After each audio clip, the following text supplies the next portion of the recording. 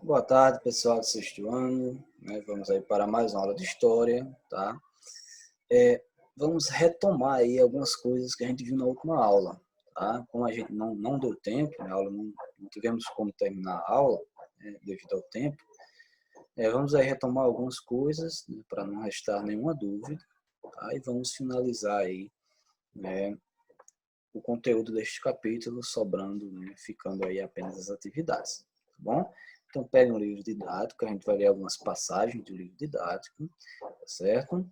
Começando aí lá na página 39, tá bom? Já a gente vai ler duas passagens que vai ter no livro didático, certo? E aí vocês vão anotando, tá? Peguem aí o lápis, um marca-texto, tá bom? E qualquer dúvida, vocês vão me perguntando, tá certo? Então, crise da República. Nas outras aulas, a gente viu a fundação, a formação, os mitos, né, da formação da cidade de Roma. Né? A gente viu a questão da monarquia, tá? Com toda a influência dos etruscos. Né? E a gente viu aí a fundação, né, o início da República Romana, né, onde, né, dentre os principais cargos aí estavam os cônsules, né, que eram os senadores que tinham mais poder, certo? A gente viu também a questão da sociedade romana, né? Quem era que eram os mais privilegiados? Os patrícios, né? Não sei se vocês lembram disso. Quem eram os menos favorecidos politicamente? Os plebeus, tá? Então aí vai gerar muitos conflitos, tá? Entre patrícios e plebeus, certo? Não sei se vocês lembram dos irmãos Gracos, né? Aqueles que tentaram fazer a reforma agrária, tentaram trazer direitos para os plebeus, né, para os tribunos da plebe. Tá? Então, tudo isso a gente discutiu, certo? E esses conflitos sociais, esses problemas sociais vão se estender por toda a República Romana. Tá? Em partes, esses problemas eles vão ser resolvidos, em parte, não vão ser resolvidos. Tá? Então, os plebeus eles vão conquistar, de certa forma, algum direito político, mas ao mesmo tempo, os patrícios vão sempre tentar diminuí-los, tá bom? Então, vai ficar nessa, né? De uma hora os patrícios conseguem, né, diminuir, né, a participação política dos plebeus, outra hora os plebeus conseguem aumentar sua participação política, tá bom? E esses conflitos, claros, né, vai favorecer aí a... Espera a outra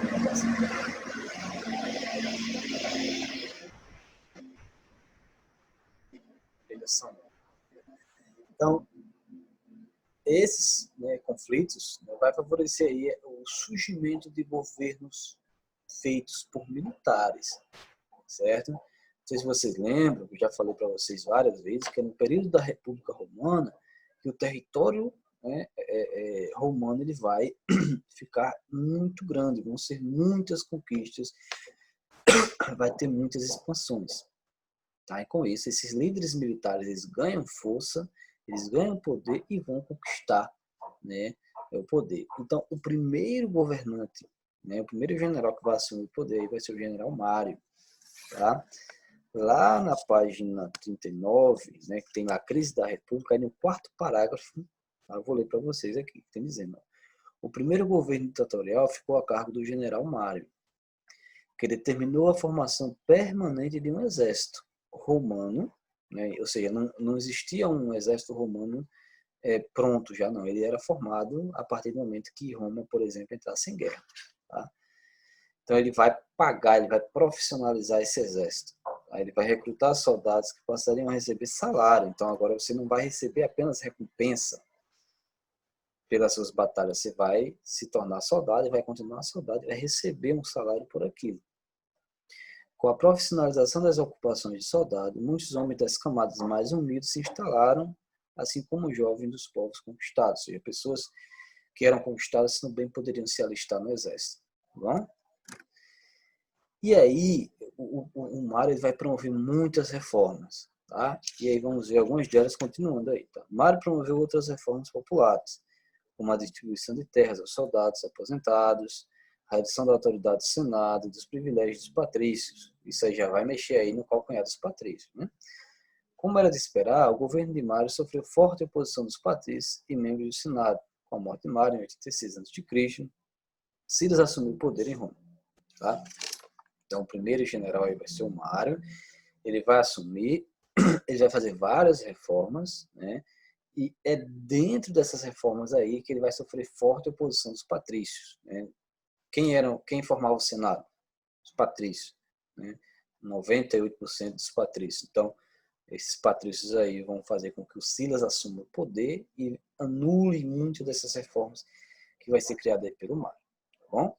E é mais ou menos nessa época, pessoal, que vai acontecer aí, né, alguns anos depois, a revolta aí dos escravizados, a revolta de Espartaco, né, devido aos maus tratos, né, devido aí então aí, ó, a revolta de Espartaco, né, aos vários, né, castigos que os escravos sofriam, principalmente aqueles que eram conquistados de guerras, né, escravos conquistados de guerra. Então, principalmente ali os gauleses, os trácios, né, eram trazidos para Roma e eram colocados aí, em muitos casos, como diversão, como os gladiadores. Eles lutavam entre si até a morte, eles lutavam contra animais, né, e servia como espetáculo para a população romana, né, para as diversas cidades romanas. Certo? Isso aí ainda tem na página 39, lá interpretando documentos. Então diz o seguinte: a exploração e os maus tratos impostos aos escravizados romanos deram origem a uma rebelião, que durou de 73 a 71 a.C. Esse movimento foi comandado por Espartaco, um escravizado trácio, que era aprendiz de gladiador na escola de Capua. Mais de 100 mil pessoas, então a gente vê a grandiosidade, né, dessa revolta, né? Chegou a ter 100 mil pessoas no exército aí, né, que faziam parte, né, dessa rebelião. Tá? O grupo liderado por Espartaco derrotou 5 destacamentos do exército romano, até que o general e cônsul romano Crasso, né, conseguiu convencer cerca de 6 mil revoltosos, e aí foi uma forma de fazer isso para que as pessoas, para que outros escravizados vissem, né, e não se revoltassem. Tá? Então eles colocam 6 mil pessoas em uma estrada que dava acesso aí, ficava entre Capua a Roma, ligava, né, Capua a Roma, é chamada de Via Ápia. Ele vai colocar 6 mil escravizados em cruzes, tá? E vão crucificá-los, né, para demonstrar o poder de Roma, para colocar medo, né, em outros escravizados, porque não é para se revoltar contra Roma, porque Roma vai punir dessa forma, certo? Então, essa foi a revolta de Espartaco, né? Ela vai colocar em xeque aí os maus tratos, né? E vai, de certa forma, né, a base, né, vai mexer com a base da estrutura romana, né? Com relação aí à questão dos gladiadores. Não vai acabar, tá? Ele vai continuar aí tendo os confrontos, né, as mortes entre os gladiadores, tá bom? Mas ela foi importante, né? Teve muito destaque nessa época, essa revolta. Até hoje, né, quando se fala em Roma, República Romana, aí se fala da revolta de Esparta, que gerou muitos filmes, séries, né? Tudo isso aí é comentado, é discutido, né? Tá bom? Então, espero que tenha entendido aí, tá certo? E a partir daí, pessoal, depois aí de muitos militares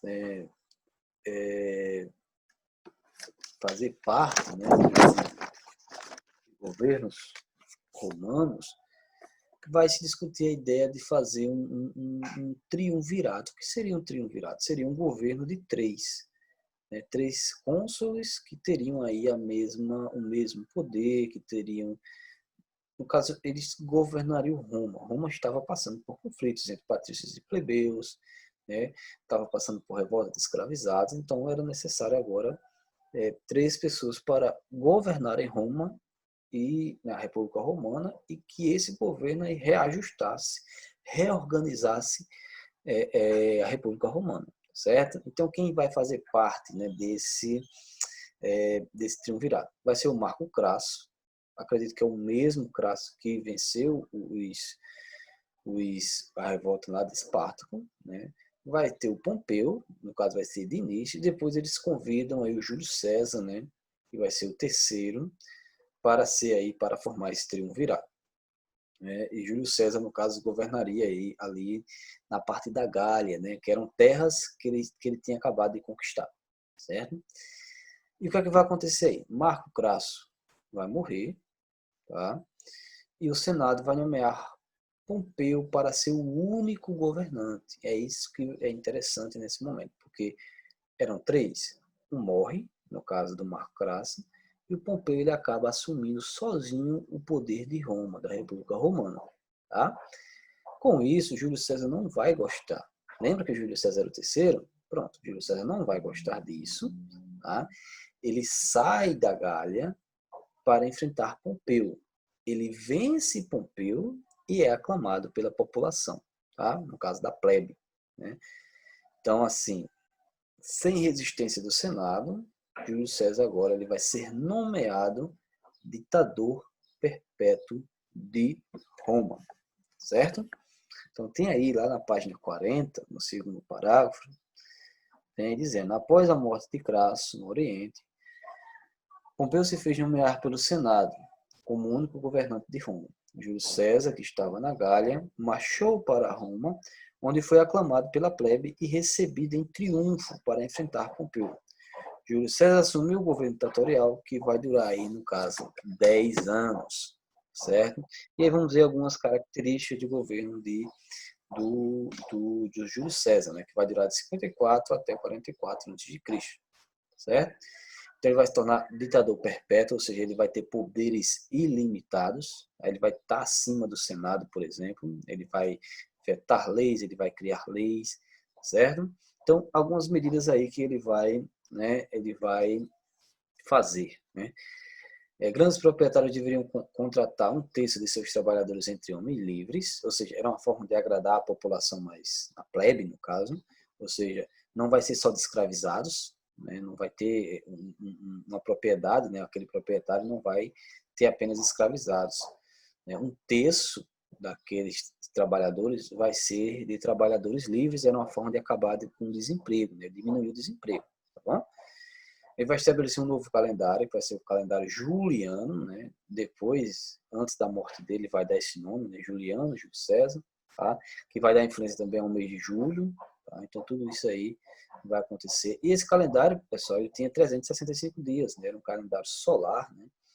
Ele é muito parecido com o calendário que temos hoje, o calendário gregoriano. É muito parecido mesmo, certo? Ele vai conceder cidadania aos povos conquistados, tá? E isso vai trazer muita...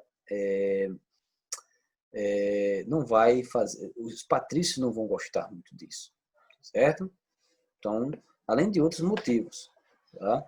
Então, a centralização política e as diversas medidas tomadas por Júlio César não agradam os patrícios, que liderados por Caius Cássio e Bruto, vão assassinar aí com 23 facadas. Tem lá na página 40, né, no finalzinho. Ó. Durante seu governo, César tomou algumas medidas para tentar diminuir a tensão social em Roma, decretando, por exemplo, que os grandes proprietários deveriam contratar um terço de seus trabalhadores entre os homens livres. Então, vocês vão aí grifando, certo? Porque depois aí, se tiverem dúvida, vocês assistem a aula novamente e vão vendo, né, que está no livro. Suas medidas não foram bem vistas pelos patrícios, que era uma conspiração liderada pelos senadores Cássio e Bruto, que o assassinaram apunhaladas no Senado. É com a morte de Júlio César, né, que... E lembrando, Júlio César não era imperador de Roma, ele era o ditador perpétuo. Tá? Nesse momento que Júlio César governou, não vivíamos, né? Vivia-se a República Romana, certo?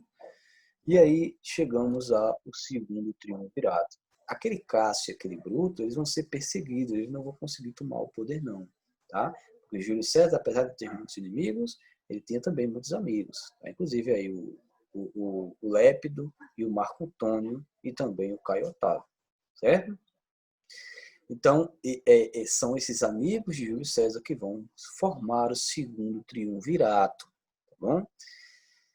Lépido era banqueiro, né? E os outros dois eram militares também, tá?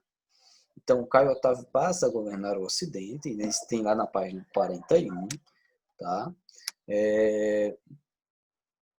Então, eles vão dividir, né? Ou seja, nenhum vai governar Roma. Roma, a cidade de Roma, ela vai ficar neutra, certo? E cada um vai governar em uma região, tá vendo? Ó, Caio Otávio passa a governar os ocidentes, né? A parte da Gália, da Península Ibérica. Lépido vai ter o controle do norte da África e Marco Antônio do Oriente, certo? Lépido acaba se afastando, né, dessas disputas políticas, tá? E a disputa agora vai ficar entre Marco Antônio e Caio Otávio, tá? Caio Otávio vai começar a acusar Marco Antônio de tentar passar as terras de Oriente para Cleópatra, né? O Marco Antônio aí tinha um caso, né, um amoroso com a Cleópatra, né?